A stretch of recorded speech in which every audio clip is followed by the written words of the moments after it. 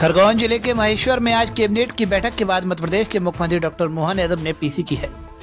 अहिल्याबाई की 300वीं जयंती के अवसर पर हमारा सौभाग्य है उनकी राजधानी में बैठक करने का मौका मिला। आज बैठक में हमने कई महत्वपूर्ण मुद्दों पर बात की है। विशेष परिस्थितियों में हमारे मंत्रीगण अपने विभाग के कर्मचारियों के ट्रांसफर कर सकेंगे और प्रदेश में 17 स्थानों शराबबंदी सहित 17 शराब की दुकान दूसरे स्थान पर नहीं दी जाएगी और महिला सशक्तिकरण, गरीब महिला युवा को लाभ मिले। भोपाल में 180 करोड़ का एक और सेतु बनाने की सहमति मंत्रिमंडल में हुई है और मां अहिल्याबाई माता ने गरीब किसानों को कुएं से पानी लेकर प्रोत्साहित किया था। हमने भी 2 किसान को अस्थायी विद्युत कनेक्शन 3 और 7.5 हॉर्स पावर पंप तक 10.5% राशि देंगे तो उनको पूरा पंप दिया जाएगा। उनकी बिजली सोलर पंप से फ्री हो जाएगी और कई महत्वपूर्ण निर्णय लिए गए। कुछ निर्णय आज हमने और अहिल्या माता को दृष्टिगत रखते हुए किए हैं। एक तो खास करके हमारी अपनी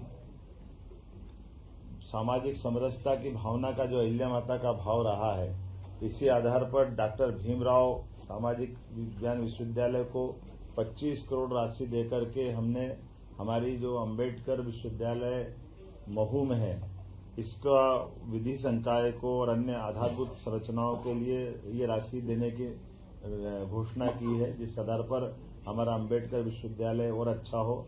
आपकी सबकी जानकारी में रहेगा, डॉक्टर भीमराव अंबेडकर की जन्मस्थली महू है और हमारी सरकार भारतीय जनता पार्टी की पूर्ववर्ती सरकारों ने ही उस स्थान को एक तरह से तीर्थ स्थल के रूप में विकसित किया।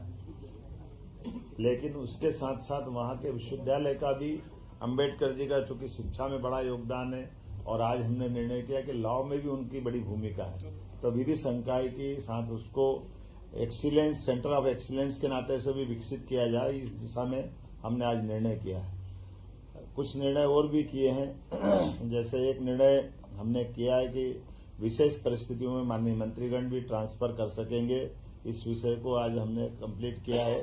हमारे खास करके विधिवत तो ट्रांसफर पॉलिसी बाद में आएगी, लेकिन इसमें विस्तारित रूप से करने के पहले हमारे माननीय मंत्रीगण अपने विभागों के अंदर सुव्यवस्था स्थापित करने के लिए इस पे काम कर सके। आज एक और निर्णय हमारा किसानों से संबंधित हुआ है। हमारी लोकमाता के जमाने में भी उनने किसानों को कुएं से पानी लेकर के खेती को प्रोत्साहन देने के निर्णय किए थे और बगीचे लगाने के लिए प्रेरित किया है। हमारी सरकार ने भी निर्णय किया कि हमारे अपने किसान जो अस्थायी विद्युत पंप के लिए अभी हम पे निर्भर रहते हैं, ऐसे लगभग 2 लाख किसानों को 3 हॉर्स पावर से लगा करके 7.5 हॉर्स पावर तक 10% की राशि वो देंगे तो उसको पूरा पंप हमारी तरफ से दिया जाएगा। एक तरह से बिजली फ्री हो जाएगी। ये बहुत बड़ा निर्णय है, जिसके आधार पर किसानों को अपने लिए खुद के सोलर पंप के माध्यम से उनको बिजली की उपलब्धता उन पे आत्मनिर्भर बनाएगी। जो किसान या अन्नदाता ऊर्जादाता बने, इस भाव के आधार पर आगे जाकर के हम अपने 30 लाख बाकी स्थायी कनेक्शन वाले हैं उनको भी पॉलिसी बना के आगे की समय डिक्लेयर करेंगे।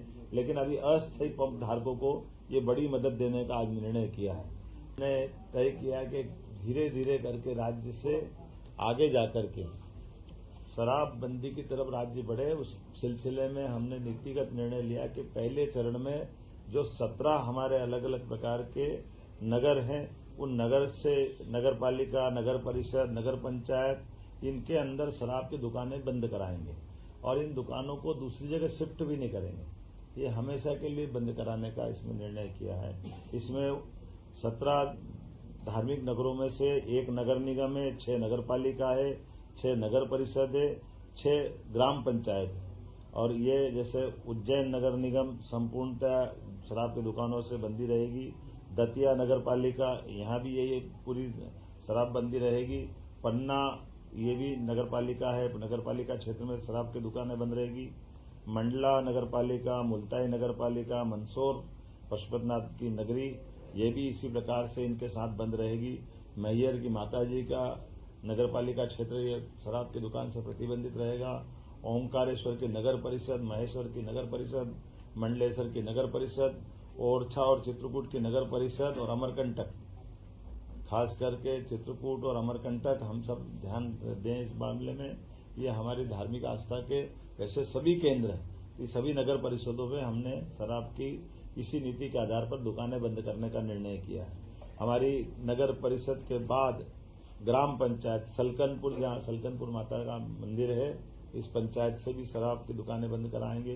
बरमान कला ग्राम पंचायत, लिंगा ग्राम पंचायत, बरमान खुर्द ग्राम पंचायत, कुंडलपुर ग्राम पंचायत और बांदकपुर ग्राम पंचायत, ये ग्राम पंचायतों से भी हम शराब की दुकानें बंद करेंगे। आपकी जानकारी में रहे कि मां नर्मदा के तट के दोनों तरफ के 5 किलोमीटर के दायरे में शराबबंदी की जो पूर्वत पॉलिसी है, उस पॉलिसी को भी हम जारी रखेंगे।